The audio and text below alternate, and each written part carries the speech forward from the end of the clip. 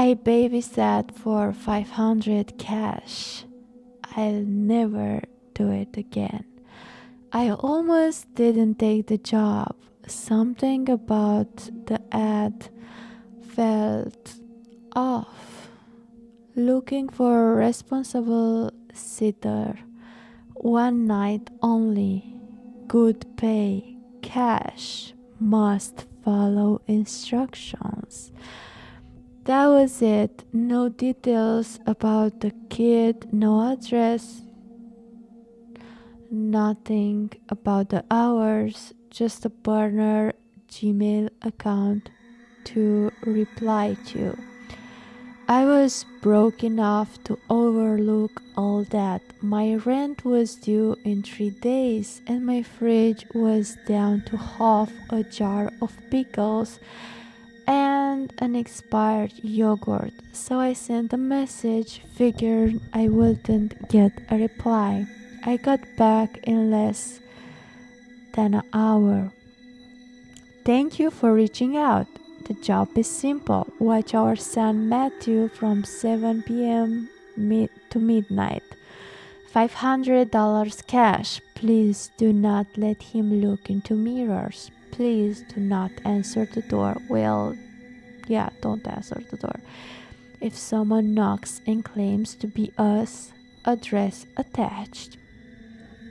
I stared at the screen, reading the message.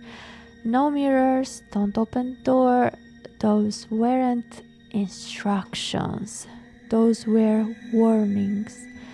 But again, $500 for 5 hours of sitting on a couch while a kid sleeps. I could ignore the creepiness for that. I will too. I'm not ashamed to say that. The house was out in the suburbs, tucked away at the end of a cul-de-sac with no streetlights. Every house on the street was dark except theirs, a faint yellow glow behind heavy curtains. The parents greeted me at the door. They looked normal, almost aggressively normal, like the kind of people you'd see in stock photos. Mom in a cardigan, dad in khakis, both smiling too wide. "We're so glad you could make it," the mom said, ushering me inside. "Matthew's upstairs, already in his room." I nodded, clutching my backpack strap. "Any allergies? Bedtime routine?" The dad cut me off. "The instructions in the email are the most important. Don't let him near mirrors. Don't answer the door." "Right," I said, trying to sound casual. "Can I ask why?" The mom's smile fluttered for a second, but she recovered fast. "Just follow them. We'll be back at the midnight. 500 cash, like we promised." Before I could press further, they slipped out the door. The lock clicked. The house felt wrong once they left. Too quiet. Not the cozy suburban quiet where you can hear the hum of the fridge or a distant dog bark. This was sterile, like the silence in an empty hospital wing. I wandered through the downstairs. Every reflective surface was either missing or covered. The bathroom mirror gone. The TV screen draped with a sheet. Even the glass in the picture frames replaced with paper. The air pricked against my skin. I checked on the kid.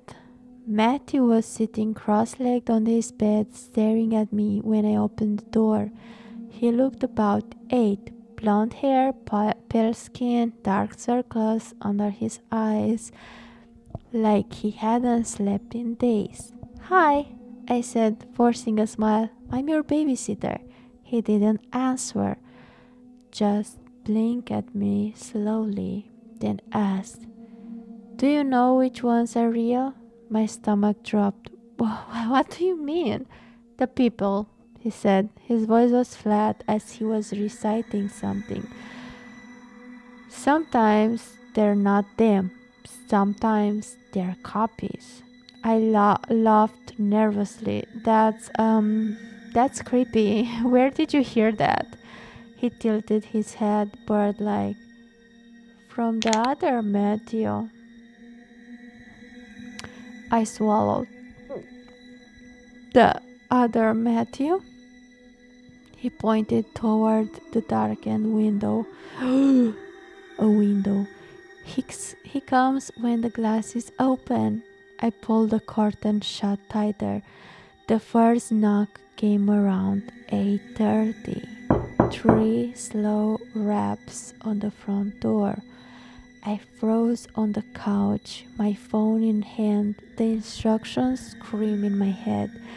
Don't answer the door. Another knock, louder this time. Hey, a man's voice called, muffled through the wood. It's us. We forgot something inside.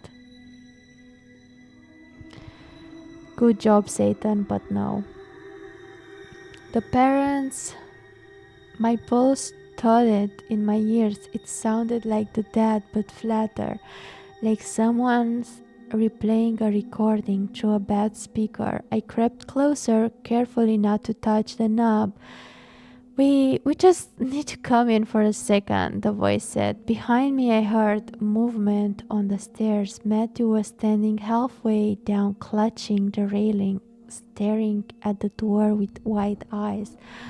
That's not them, he whispered. The knocking stopped. The hours dragged. Every time I thought the house was quiet again, something else happened. 9:15. I heard footsteps pacing the upstairs, heavy, deliberate, except Matthew was sitting on the floor next to me, coloring with broken crayons. 9:47. The TV, even with the sheet over it, flickered to life with static. I yanked the plug from the wall. It kept flickering for a full 10 seconds before finally going black. 10:22. Another knock. This time the mom's voice. Please, he's dangerous. Let us before it's too late. Matthew started crying, covering his ears. I didn't open the door. At 11, I heard whispering. Not from the door this time, from upstairs. I crept up, leaving Matthew on the couch with my phone flashing. The whisper grew louder as I reached his bedroom. The door was cracked open. Inside, the moonlight from the window illuminated a figure sitting on the bed. Matthew.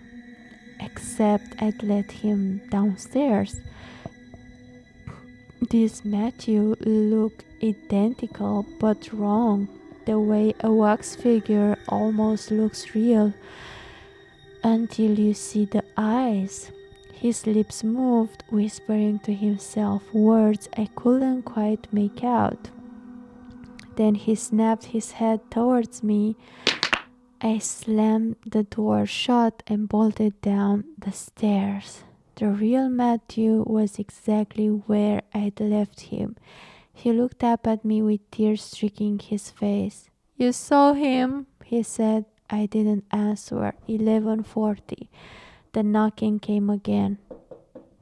Both voices this time, the mom and the dad in perfect unison. Let us in! The door rattled like they were trying to break it down. Matthew was shaking, curled against me on the couch. Don't, he begged. If you let them in, they'll take you instead. The pounding grew violent, wood splittering. I dragged Matthew with me into the kitchen, searching for the back exit. That's when I noticed that the one uncovered reflective surface left in the house, the oven door. And in it I saw myself, except my reflection wasn't moving the same way I was. I staggered back, nearly dropping Matthew. The other me smiled, wide and wrong. Teeth too many for a human mouth. The reflection pressed his palm against the glass from the inside. A hairline crack snaked across the oven door. Midnight couldn't come fast enough. I huddled in the kitchen with Matthew, the pounding from the door shaking the walls, the whispering upstairs turning into full-on giggles, and my reflection grinning from the oven cracks, spider webbing wider with every second. I thought I was going to break. Then the noise stopped. All at once, the clock on the microwave blinked. 12 a.m. Midnight. The front door swung open. The parents walked in, smiling normal again. "You did well," the mom said. She handed me an envelope of cash. My hands shook as I took it. "What the hell is wrong with this house? With him?" I pointed Matthew, who clung to my leg. The dad crouched down, prying to the boy of me. "He's not our son," he said simply. My mouth went dry. "What?" "We lost Matthew years ago," the mom said. But things still come true. Things that look like him. Things that look like us. We can't get rid of them, only contain them. They each took one of Matthew's hands, and he didn't fight.